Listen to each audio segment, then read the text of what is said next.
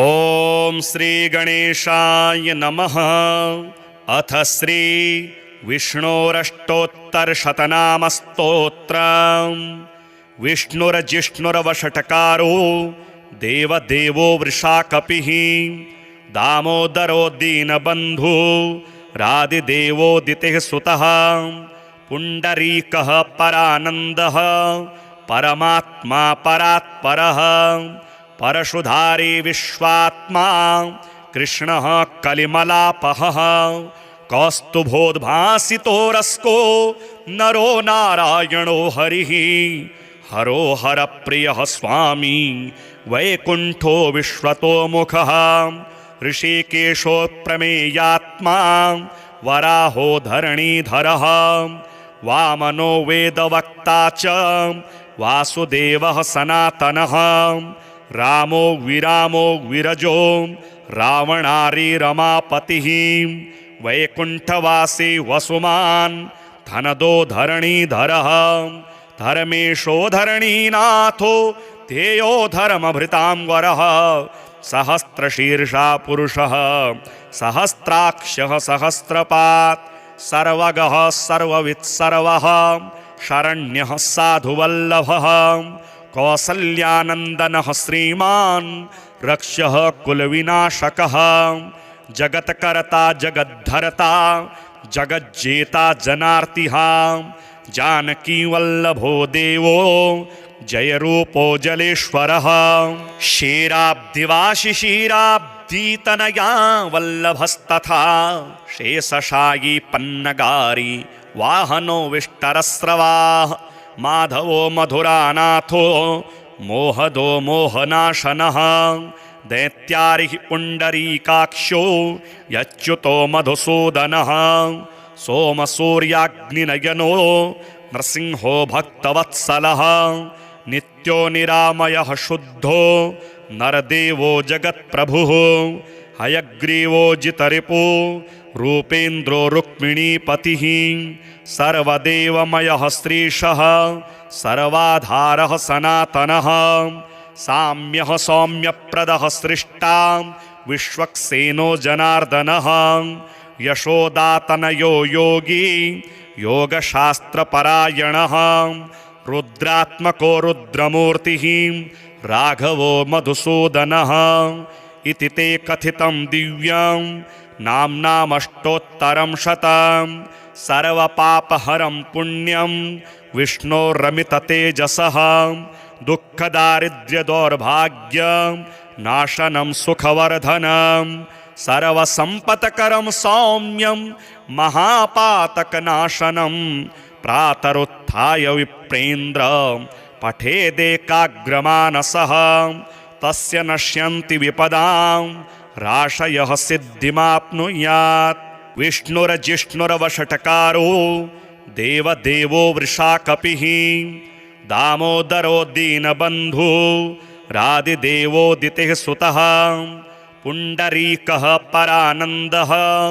परमात्मा परात्परः परशुधारी विश्वात्मा कृष्णः कलिमलापहः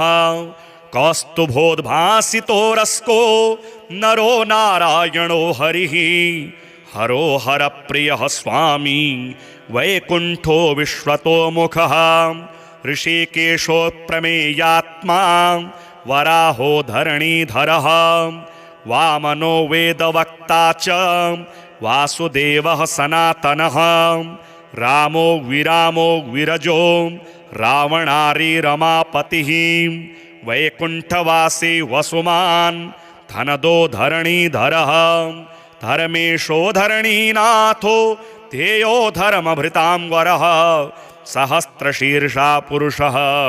सहस्राक्षः सहस्रपात् सर्वगः सर्ववित्सर्वः शरण्यः साधुवल्लभः कौसल्यानन्दनः श्रीमान् रक्षः कुलविनाशकः जगत्कर्ता जगद्धर्ता जगज्जेता जनार्तिः जानकीवल्लभो देवो जयरूपो जलेश्वरः क्षीराब्धिवाशिशीराब्धितनया वल्लभस्तथा शेषशायी पन्नगारी वाहनो विष्टरस्रवाः माधवो मधुरानाथो मोहदो मोहनाशनः दैत्यारिः पुण्डरीकाक्षो यच्युतो मधुसूदनः सोमसूर्याग्निनयनो नृसिंहो भक्तवत्सलः नित्यो निरामयः शुद्धो नरदेवो जगत्प्रभुः हयग्रीवो जितरिपो रूपेन्द्रो रुक्मिणीपतिः सर्वदेवमयः श्रीशः सर्वाधारः सनातनः साम्यः सौम्यप्रदः सृष्टा विश्वक्सेनो जनार्दनः यशोदातनयो योगी योगशास्त्रपरायणः रुद्रात्मको रुद्रमूर्तिः राघवो मधुसूदनः इति ते कथितं दिव्यं नाम्नामष्टोत्तरं शतं सर्वपापहरं पुण्यं विष्णोरमिततेजसः दुःखदारिद्र्यदौर्भाग्यं नाशनं सुखवर्धनं सर्वसम्पत्करं सौम्यं महापातकनाशनं प्रातरुत्थाय विप्रेन्द्र पठेदेकाग्रमानसः तस्य नश्यन्ति विपदां राशयः सिद्धिमाप्नुयात् विष्णुरजिष्णुरवषट्कारो देवदेवो वृषाकपिः दामोदरो दीनबन्धु रादिदेवोदितेः सुतः पुण्डरीकः परानन्दः परमात्मा परात्परः परशुधारी विश्वात्मा कृष्णः कलिमलापहः कौस्तुभोद्भासितो रस्को नरो नारायणो हरिः हरो हरप्रियः स्वामी वैकुण्ठो विश्वतोमुखः ऋषिकेशो प्रमेयात्मा वराहो धरणीधरः वामनो वेदवक्ता च वासुदेवः सनातनः रामो विरामो विरजो रावणारी रमापतिः वैकुण्ठवासी वसुमान् धनदो धरणीधरः धर्मेशो धरणीनाथो ध्येयो धर्मभृतांवरः सहस्रशीर्षा पुरुषः सहस्राक्षः सहस्रपात् सर्वगः सर्ववित्सर्वः शरण्यः साधुवल्लभः कौसल्यानन्दनः श्रीमान् रक्षः कुलविनाशकः जगत्कर्ता जगद्धर्ता जगज्जेता जनार्तिः जानकीवल्लभो देवो जयरूपो जलेश्वरः क्षीराब्धिवाशिशीराब्धितनया वल्लभस्तथा शेषशायी पन्नगारी वाहनो विष्टरस्रवाः माधवो मधुरानाथो मोहदो मोहनाशनः दैत्यारिः पुण्डरीकाक्षो यच्युतो मधुसूदनः सोमसूर्याग्निनयनो नृसिंहो भक्तवत्सलः नित्यो निरामयः शुद्धो नरदेवो जगत्प्रभुः हयग्रीवो जितरिपो रूपेन्द्रो रुक्मिणीपतिः सर्वदेवमयः श्रीशः सर्वाधारः सनातनः साम्यः सौम्यप्रदः सृष्टा विश्वक्सेनो जनार्दनः यशोदातनयो योगी योगशास्त्रपरायणः रुद्रात्मको रुद्रमूर्तिः राघवो मधुसूदनः इति ते कथितं दिव्यं नाम्नामष्टोत्तरं शतं सर्वपापहरं पुण्यं विष्णोरमिततेजसः दुःखदारिद्र्यदौर्भाग्यं नाशनं सुखवर्धनं सर्वसम्पत्करं सौम्यं महापातकनाशनं प्रातरुत्थाय विप्रेन्द्र पठेदेकाग्रमानसः तस्य नश्यन्ति विपदां राशयः सिद्धिमाप्नुयात् विष्णुरजिष्णुरवषट्कारो देवदेवो वृषाकपिः दामोदरो दीनबन्धु रादिदेवोदितेः सुतः पुण्डरीकः परानन्दः परमात्मा परात्परः परशुधारी विश्वात्मा कृष्णः कलिमलापहः कौस्तुभोद्भासितो रस्को नरो नारायणो हरिः हरो हरप्रियः स्वामी वैकुण्ठो विश्वतोमुखः ऋषिकेशोत्प्रमेयात्मा वराहो धरणीधरः वामनो वेदवक्ता च वासुदेवः सनातनः रामो विरामो विरजो रावणारी रमापतिः वैकुण्ठवासी वसुमान् धनदो धरणीधरः धर्मेशो धरणीनाथो ध्येयो धर्मभृतां वरः सहस्रशीर्षा पुरुषः सहस्राक्षः सहस्रपात् सर्वगः सर्ववित्सर्वः शरण्यः साधुवल्लभः कौसल्यानन्दनः श्रीमान् रक्ष्यः कुलविनाशकः जगत्कर्ता जगद्धर्ता जगज्जेता जनार्तिः जानकीवल्लभो देवो जयरूपो जलेश्वरः क्षीराब्धिवाशिशीराब्धितनया वल्लभस्तथा शेषशायी पन्नगारी वाहनो विष्टरस्रवाः माधवो मधुरानाथो मोहदो मोहनाशनः दैत्यारिः पुण्डरीकाक्षो यच्युतो मधुसूदनः सोमसूर्याग्निनयनो नृसिंहो भक्तवत्सलः नित्यो निरामयः शुद्धो नरदेवो जगत्प्रभुः हयग्रीवो जितरिपो रूपेन्द्रो रुक्मिणीपतिः सर्वदेवमयः श्रीशः सर्वाधारः सनातनः साम्यः सौम्यप्रदः सृष्टा विश्वक्सेनो जनार्दनः यशोदातनयो योगी योगशास्त्रपरायणः रुद्रात्मको रुद्रमूर्तिः राघवो मधुसूदनः इति ते कथितं दिव्यं नाम्नामष्टोत्तरं शतं सर्वपापहरं पुण्यं विष्णोरमिततेजसः दुःखदारिद्र्यदौर्भाग्यं नाशनं सुखवर्धनं सर्वसम्पत्करं सौम्यं महापातकनाशनं प्रातरुत्थाय विप्रेन्द्र पठेदेकाग्रमानसः तस्य नश्यन्ति विपदां राशयः सिद्धिमाप्नुयात् विष्णुर्जिष्णुर्वषट्कारो देवदेवो वृषाकपिः दामोदरो दीनबन्धु रादिदेवोदितेः सुतः पुण्डरीकः परानन्दः परमात्मा परात्परः परशुधारी विश्वात्मा कृष्णः कलिमलापहः कौस्तुभोद्भासितो रस्को नरो नारायणो हरिः हरो हरप्रियः स्वामी वैकुण्ठो विश्वतोमुखः ऋषिकेशोत्प्रमेयात्मा वराहो धरणीधरः वामनो वेदवक्ता च वासुदेवः सनातनः रामो विरामो विरजो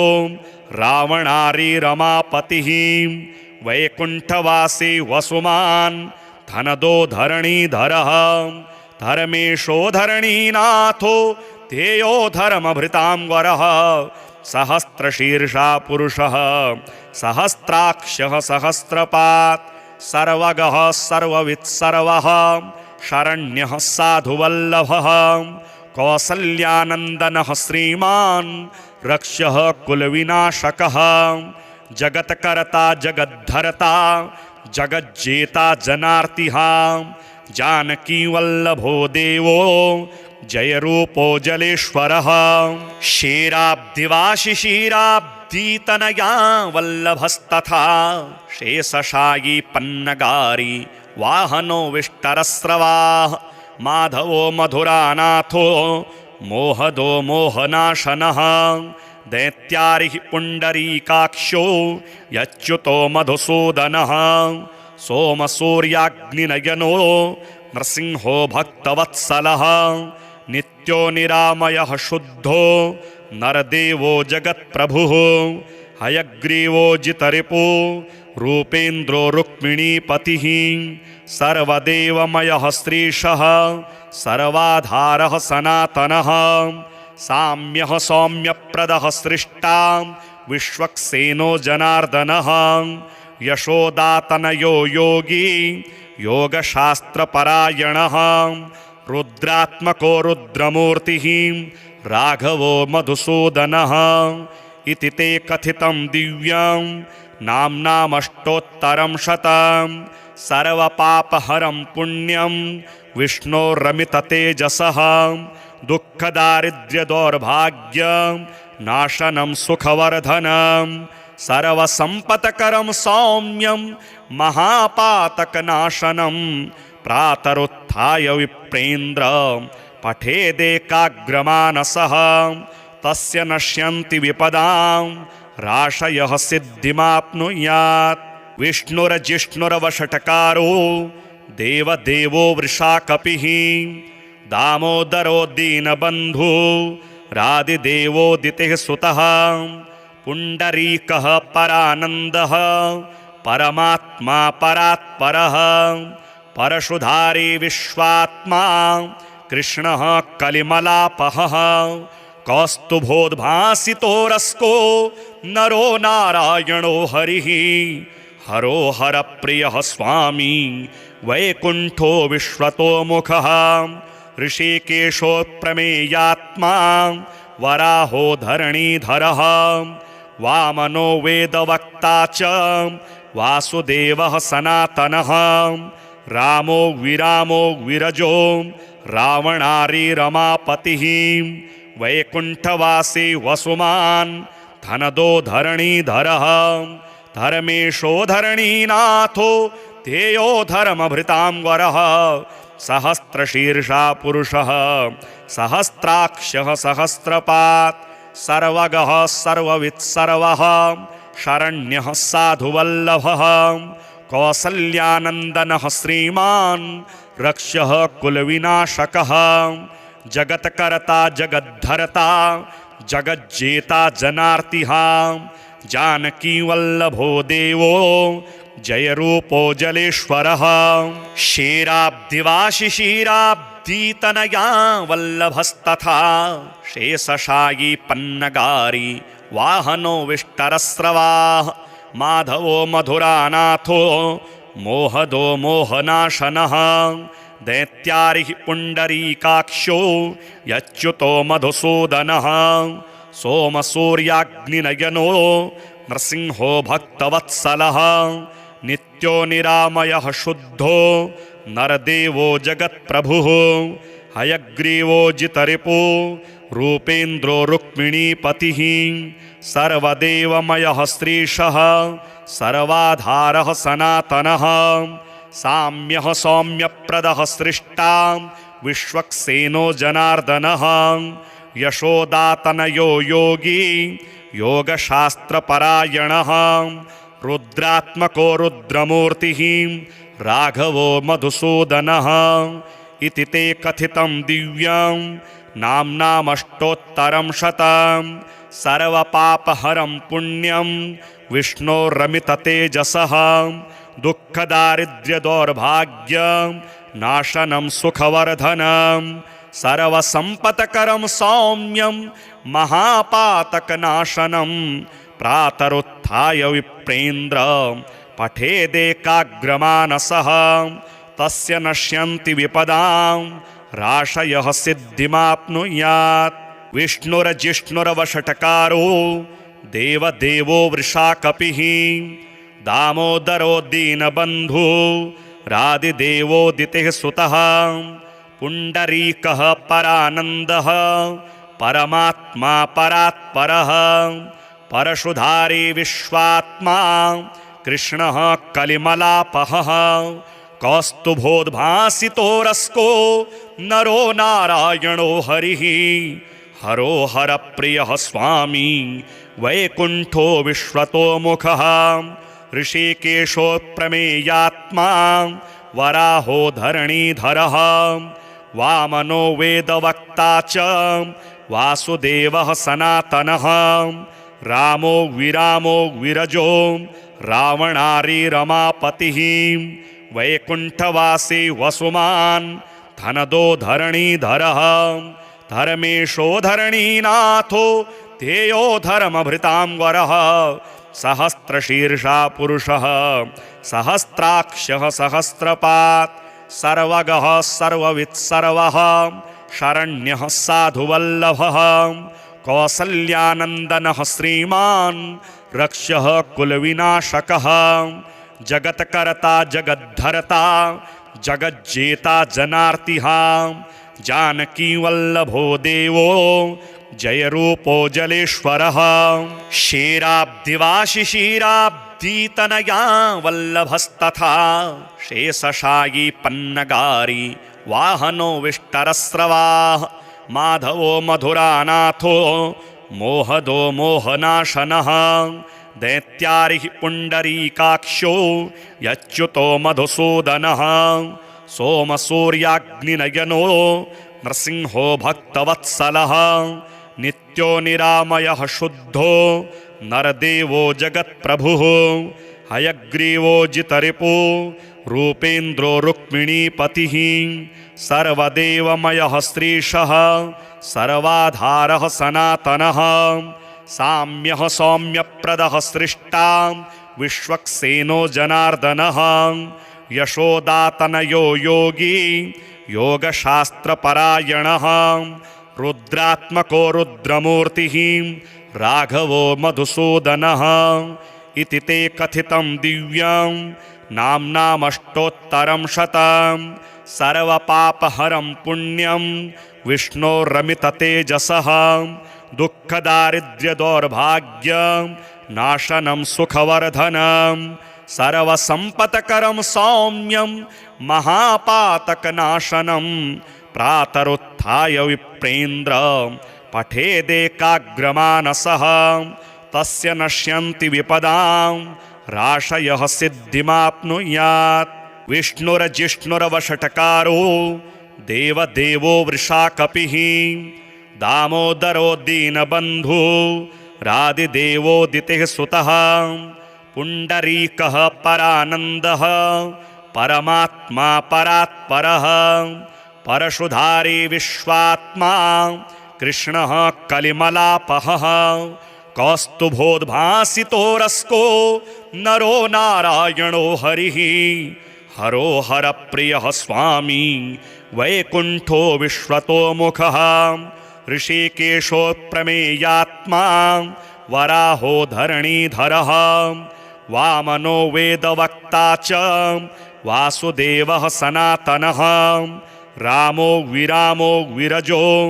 रावणारी रमापतिः वैकुण्ठवासी वसुमान् धनदो धरणीधरः धर्मेशो धरणीनाथो ध्येयो धर्मभृतां वरः सहस्रशीर्षा पुरुषः सहस्राक्षः सहस्रपात् सर्वगः सर्ववित्सर्वः शरण्यः साधुवल्लभः कौसल्यानन्दनः श्रीमान् रक्षः कुलविनाशकः जगत्कर्ता जगद्धर्ता जगज्जेता जनार्तिः जानकीवल्लभो देवो जयरूपो जलेश्वरः क्षीराब्धिवाशिशीराब्धितनया वल्लभस्तथा शेषशायी पन्नगारी वाहनो विष्टरस्रवाः माधवो मधुरानाथो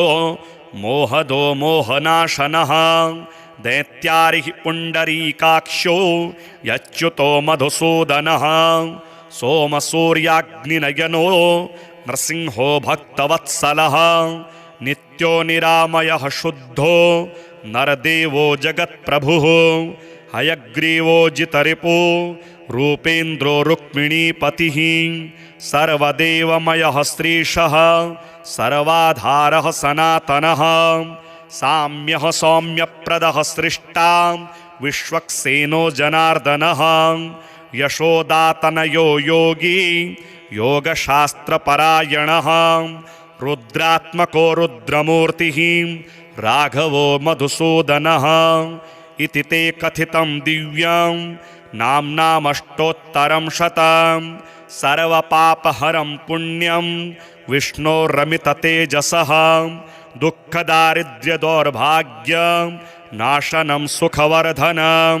सर्वसम्पत्करं सौम्यं महापातकनाशनं प्रातरुत्थाय विप्रेन्द्र पठेदेकाग्रमानसः तस्य नश्यन्ति विपदां राशयः सिद्धिमाप्नुयात्। विष्णुर्जिष्णुर्वषट्कारो देवदेवो वृषाकपिः दामोदरो दीनबन्धु रादिदेवोदितेः सुतः पुण्डरीकः परानन्दः परमात्मा परात्परः परशुधारी विश्वात्मा कृष्णः कलिमलापहः कौस्तुभोद्भासितो रस्को नरो नारायणो हरिः हरो हरप्रियः स्वामी वैकुण्ठो विश्वतोमुखः ऋषिकेशो प्रमेयात्मा वराहो धरणीधरः वामनो वेदवक्ता च वासुदेवः सनातनः रामो विरामो विरजो रावणारी रमापतिः वैकुण्ठवासी वसुमान् धनदो धरणीधरः धर्मेशो धरणीनाथो ध्येयो धर्मभृतांवरः सहस्रशीर्षा पुरुषः सहस्राक्षः सहस्रपात् सर्वगः सर्ववित्सर्वः शरण्यः साधुवल्लभः कौसल्यानन्दनः श्रीमान् रक्षः कुलविनाशकः जगत्कर्ता जगद्धर्ता जगज्जेता जनार्तिः जानकीवल्लभो देवो जयरूपो जलेश्वरः क्षीराब्धिवाशिशीराब्धितनया वल्लभस्तथा शेषशायी पन्नगारी वाहनो विष्टरस्रवाः माधवो मधुरानाथो मोहदो मोहनाशनः दैत्यारिः पुण्डरीकाक्षो यच्युतो मधुसूदनः सोमसूर्याग्निनयनो नृसिंहो भक्तवत्सलः नित्यो निरामयः शुद्धो नरदेवो जगत्प्रभुः हयग्रीवो जितरिपो रूपेन्द्रो रुक्मिणीपतिः सर्वदेवमयः श्रीशः सर्वाधारः सनातनः साम्यः सौम्यप्रदः सृष्टा विश्वक्सेनो जनार्दनः यशोदातनयो योगी योगशास्त्रपरायणः रुद्रात्मको रुद्रमूर्तिः राघवो मधुसूदनः इति ते कथितं दिव्यं नाम्नामष्टोत्तरं शतं सर्वपापहरं पुण्यं विष्णोरमिततेजसः दुःखदारिद्र्यदौर्भाग्यं नाशनं सुखवर्धनं सर्वसम्पत्करं सौम्यं महापातकनाशनं प्रातरुत्थाय विप्रेन्द्र पठेदेकाग्रमानसः तस्य नश्यन्ति विपदां राशयः सिद्धिमाप्नुयात्। विष्णुर्जिष्णुर्वषट्कारो देवदेवो वृषाकपिः दामोदरो दीनबन्धु रादिदेवोदितेः सुतः पुण्डरीकः परानन्दः परमात्मा परात्परः परशुधारी विश्वात्मा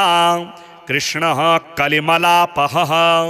कौस्तुभोद्भासितो रस्को नरो नारायणो हरिः हरो हरप्रियः स्वामी वैकुण्ठो विश्वतोमुखः ऋषिकेशो प्रमेयात्मा वराहो धरणीधरः वामनो वेदवक्ता च वासुदेवः सनातनः रामो विरामो विरजो रावणारी रमापतिः वैकुण्ठवासी वसुमान् धनदो धरणीधरः धर्मेशो धरणीनाथो ध्येयो धर्मभृतांवरः सहस्रशीर्षा पुरुषः सहस्राक्षः सहस्रपात् सर्वगः सर्ववित्सर्वः शरण्यः साधुवल्लभः कौसल्यानन्दनः श्रीमान् रक्षः कुलविनाशकः जगत्कर्ता जगद्धर्ता जगज्जेता जनार्तिः जानकीवल्लभो देवो जयरूपो जलेश्वरः क्षीराब्धिवाशिशीराब्धितनया वल्लभस्तथा शेषशायी पन्नगारी वाहनो विष्टरस्रवाः माधवो मधुरानाथो मोहदो मोहनाशनः दैत्यारिः पुण्डरीकाक्षो यच्युतो मधुसूदनः सोमसूर्याग्निनयनो नृसिंहो भक्तवत्सलः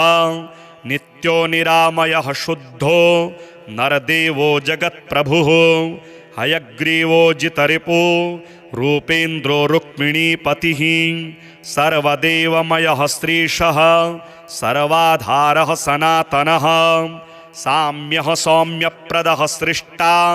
विश्वक्सेनो जनार्दनः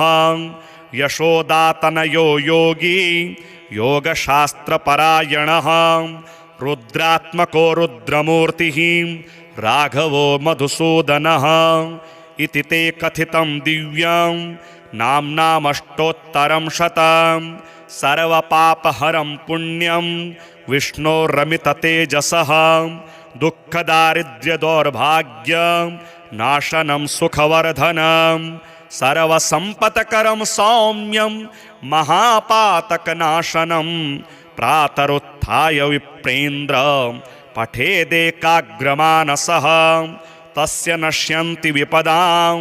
राशयः सिद्धिमाप्नुयात् विष्णुरजिष्णुरवषट्कारो देवदेवो वृषाकपिः दामोदरो दीनबन्धु रादिदेवोदितेः सुतः पुण्डरीकः परानन्दः परमात्मा परात्परः परशुधारी विश्वात्मा कृष्णः कलिमलापहः कौस्तुभोद्भासितो रस्को नरो नारायणो हरिः हरो हरप्रियः स्वामी वैकुण्ठो विश्वतोमुखः ऋषिकेशो प्रमेयात्मा वराहो धरणीधरः वामनो वेदवक्ता च वासुदेवः सनातनः रामो विरामो विरजो रावणारी रमापतिः वैकुण्ठवासी वसुमान् धनदो धरणीधरः धर्मेशो धरणीनाथो ध्येयो धर्मभृतांवरः सहस्रशीर्षा पुरुषः सहस्राक्षः सहस्रपात् सर्वगः सर्ववित्सर्वः शरण्यः साधुवल्लभः कौसल्यानन्दनः श्रीमान् रक्षः कुलविनाशकः जगत्कर्ता जगद्धर्ता जगज्जेता जनार्तिः जानकीवल्लभो देवो जयरूपो जलेश्वरः क्षीराब्धिवाशिशीराब्धितनया वल्लभस्तथा शेषशायी पन्नगारी वाहनो विष्टरस्रवाः माधवो मधुरानाथो मोहदो मोहनाशनः दैत्यारिः पुण्डरीकाक्षो यच्युतो मधुसूदनः सोमसूर्याग्निनयनो नृसिंहो भक्तवत्सलः नित्यो निरामयः शुद्धो नरदेवो जगत्प्रभुः हयग्रीवो जितरिपो रूपेन्द्रो रुक्मिणीपतिः सर्वदेवमयः श्रीशः सर्वाधारः सनातनः साम्यः सौम्यप्रदः सृष्टा विश्वक्सेनो जनार्दनः यशोदातनयो योगी योगशास्त्रपरायणः रुद्रात्मको रुद्रमूर्तिः राघवो मधुसूदनः इति ते कथितं दिव्यं नाम्नामष्टोत्तरं शतं सर्वपापहरं पुण्यं विष्णोरमिततेजसः दुःखदारिद्र्यदौर्भाग्यं नाशनं सुखवर्धनं सर्वसम्पत्करं सौम्यं महापातकनाशनं प्रातरुत्थाय विप्रेन्द्र पठेदेकाग्रमानसः तस्य नश्यन्ति विपदां राशयः सिद्धिमाप्नुयात् विष्णुरजिष्णुरवषट्कारो देवदेवो वृषाकपिः दामोदरो दीनबन्धु रादिदेवोदितिः सुतः पुण्डरीकः परानन्दः परमात्मा परात्परः परशुधारी विश्वात्मा कृष्णः कलिमलापहः कौस्तुभोद्भासितो नरो नारायणो हरिः हरो हरप्रियः स्वामी वैकुण्ठो विश्वतोमुखः ऋषिकेशोप्रमेयात्मा वराहो धरणीधरः वामनो वेदवक्ता च वासुदेवः सनातनः रामो विरामो विरजो रावणारी रमापतिः वैकुण्ठवासी वसुमान् धनदो धरणीधरः धर्मेशो धरणीनाथो ध्येयो धर्मभृतां वरः सहस्रशीर्षा पुरुषः सहस्राक्षः सहस्रपात् सर्वगः सर्ववित्सर्वः शरण्यः साधुवल्लभः कौसल्यानन्दनः श्रीमान् रक्ष्यः कुलविनाशकः जगत्कर्ता जगद्धर्ता जगज्जेता जनार्तिः जानकीवल्लभो देवो जयरूपो जलेश्वरः क्षीराब्धिवाशिशीराब्धितनया वल्लभस्तथा शेषशायी पन्नगारी वाहनो विष्टरस्रवाः माधवो मधुरानाथो मोहदो मोहनाशनः दैत्यारिः पुण्डरीकाक्षो यच्युतो मधुसूदनः सोमसूर्याग्निनयनो नृसिंहो भक्तवत्सलः नित्यो निरामयः शुद्धो नरदेवो जगत्प्रभुः हयग्रीवो जितरिपो रूपेन्द्रो रुक्मिणीपतिः सर्वदेवमयः श्रीशः सर्वाधारः सनातनः साम्यः सौम्यप्रदः सृष्टा विश्वक्सेनो जनार्दनः यशोदातनयो योगी योगशास्त्रपरायणः रुद्रात्मको रुद्रमूर्तिः राघवो मधुसूदनः इति ते कथितं दिव्यं नाम्नामष्टोत्तरं शतं सर्वपापहरं पुण्यं विष्णोरमिततेजसः दुःखदारिद्र्यदौर्भाग्यं नाशनं सुखवर्धनं सर्वसम्पत्करं सौम्यं महापातकनाशनं प्रातरुत्थाय विप्रेन्द्र पठेदेकाग्रमानसः तस्य नश्यन्ति विपदां राशयः सिद्धिमाप्नुयात् विष्णुरजिष्णुरवषट्कारो देवदेवो वृषाकपिः दामोदरो दीनबन्धु रादिदेवोदितिः सुतः पुण्डरीकः परानन्दः परमात्मा परात्परः परशुधारी विश्वात्मा कृष्णः कलिमलापहः कौस्तुभोद्भासितो नरो नारायणो हरिः हरो हरप्रियः स्वामी वैकुण्ठो विश्वतोमुखः ऋषिकेशोप्रमेयात्मा वराहो धरणीधरः वामनो वेदवक्ता च वासुदेवः सनातनः रामो विरामो विरजो रावणारी रमापतिः वैकुण्ठवासी वसुमान्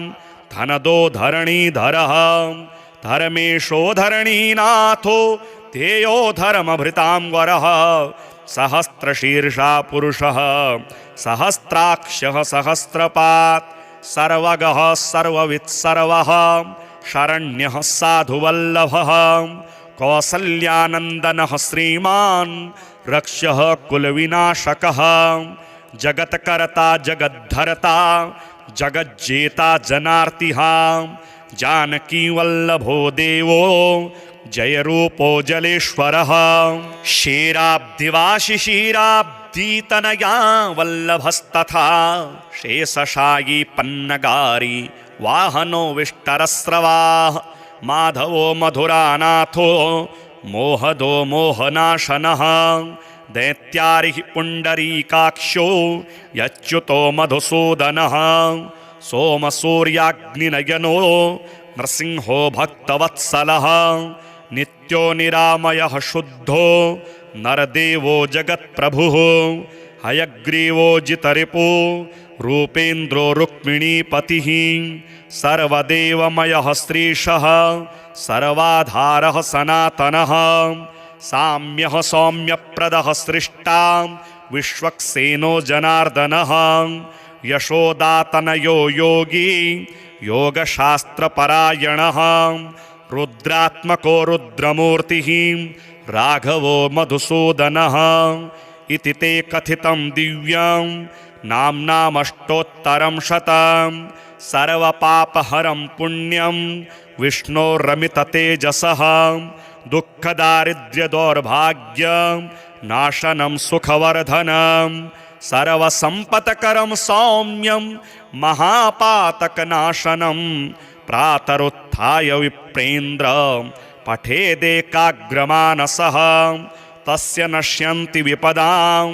राशयः सिद्धिमाप्नुयात् विष्णुरजिष्णुरवषट्कारो देवदेवो वृषाकपिः दामोदरो दीनबन्धु रादिदेवोदितेः सुतः पुण्डरीकः परानन्दः परमात्मा परात्परः परशुधारी विश्वात्मा कृष्णः कलिमलापहः कौस्तुभोद्भासितो रस्को नरो नारायणो हरिः हरो हरप्रियः स्वामी वैकुण्ठो विश्वतोमुखः ऋषिकेशो प्रमेयात्मा वराहो धरणीधरः वामनो वेदवक्ता च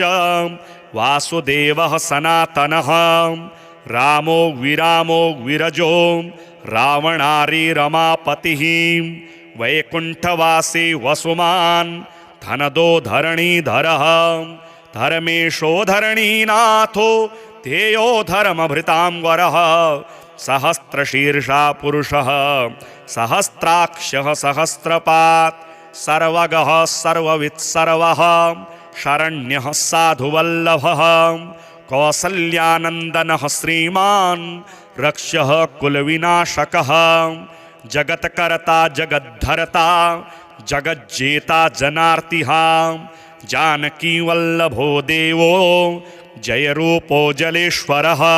क्षीराब्धिवाशिशीराब्धितनया वल्लभस्तथा शेषशायी पन्नगारी वाहनो विष्टरस्रवाः माधवो मधुरानाथो मोहदो मोहनाशनः दैत्यारिः पुण्डरीकाक्षो यच्युतो मधुसूदनः सोमसूर्याग्निनयनो नृसिंहो भक्तवत्सलः नित्यो निरामयः शुद्धो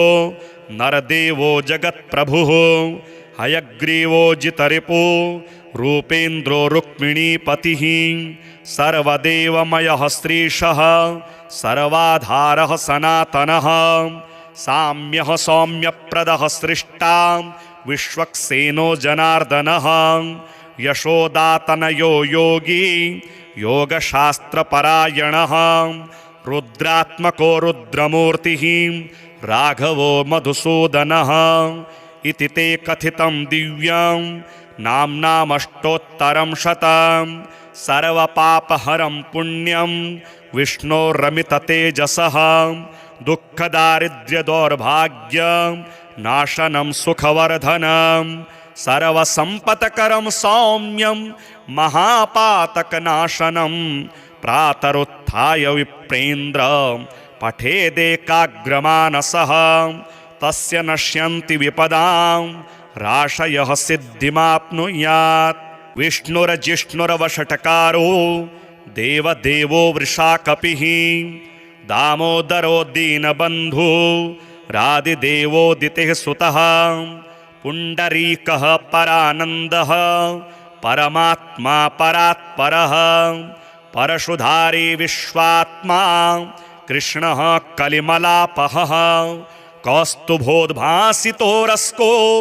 नरो नारायणो हरिः हरो हरप्रियः स्वामी वैकुण्ठो विश्वतोमुखः ऋषिकेशो प्रमेयात्मा वराहो धरणीधरः वामनो वेदवक्ता वक्ता च वासुदेवः सनातनः रामो विरामो विरजो रावणारी रमापतिः वैकुण्ठवासी वसुमान् धनदो धरणीधरः धर्मेशो धरणीनाथो ध्येयो धर्मभृतां वरः सहस्रशीर्षा पुरुषः सहस्राक्षः सहस्रपात् सर्वगः सर्ववित्सर्वः शरण्यः साधुवल्लभः कौसल्यानन्दनः श्रीमान् रक्षः कुलविनाशकः जगत्कर्ता जगद्धर्ता जगज्जेता जनार्तिः जानकीवल्लभो देवो जयरूपो जलेश्वरः क्षीराब्धिवाशिशीराब्धितनया वल्लभस्तथा शेषशायी पन्नगारी वाहनो विष्टरस्रवाः माधवो मधुरानाथो मोहदो मोहनाशनः दैत्यारिः पुण्डरीकाक्षो यच्युतो मधुसूदनः सोमसूर्याग्निनयनो नृसिंहो भक्तवत्सलः नित्यो निरामयः शुद्धो नरदेवो जगत्प्रभुः हयग्रीवो जितरिपो रूपेन्द्रो रुक्मिणीपतिः सर्वदेवमयः श्रीशः सर्वाधारः सनातनः साम्यः सौम्यप्रदः सृष्टा विश्वक्सेनो जनार्दनः यशोदातनयो योगी योगशास्त्रपरायणः रुद्रात्मको रुद्रमूर्तिः राघवो मधुसूदनः इति ते कथितं दिव्यं नाम्नामष्टोत्तरं शतं सर्वपापहरं पुण्यं विष्णोरमिततेजसः दुःखदारिद्र्यदौर्भाग्यं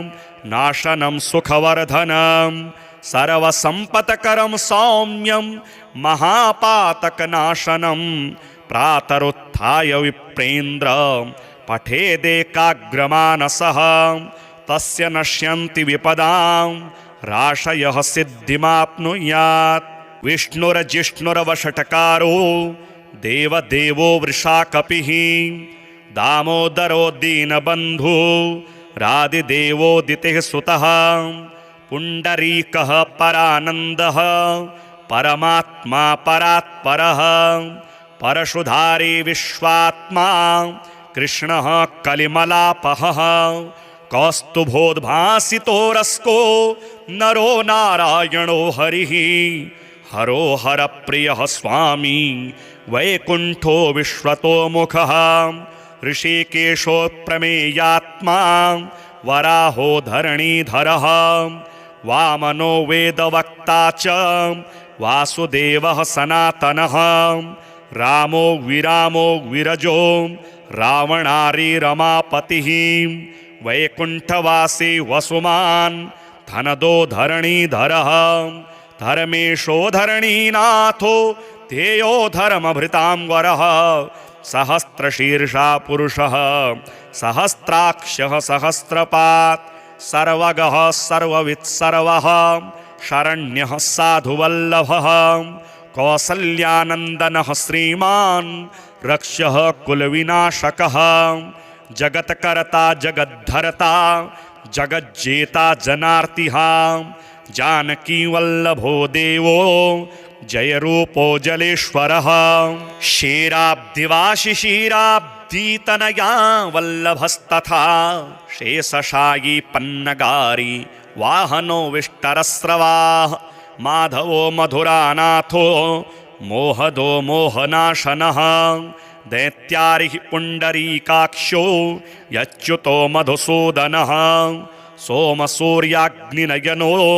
नृसिंहो भक्तवत्सलः नित्यो निरामयः शुद्धो नरदेवो जगत्प्रभुः हयग्रीवो जितरिपो रूपेन्द्रो रुक्मिणीपतिः सर्वदेवमयः श्रीशः सर्वाधारः सनातनः साम्यः सौम्यप्रदः सृष्टा विश्वक्सेनो जनार्दनः यशोदातनयो योगी योगशास्त्रपरायणः रुद्रात्मको रुद्रमूर्तिः राघवो मधुसूदनः इति ते कथितं दिव्यं नाम्नामष्टोत्तरं शतं सर्वपापहरं पुण्यं विष्णोरमिततेजसः दुःखदारिद्र्यदौर्भाग्यं नाशनं सुखवर्धनं सर्वसम्पत्करं सौम्यं महापातकनाशनं प्रातरुत्थाय विप्रेन्द्र पठेदेकाग्रमानसः तस्य नश्यन्ति विपदां राशयः सिद्धिमाप्नुयात्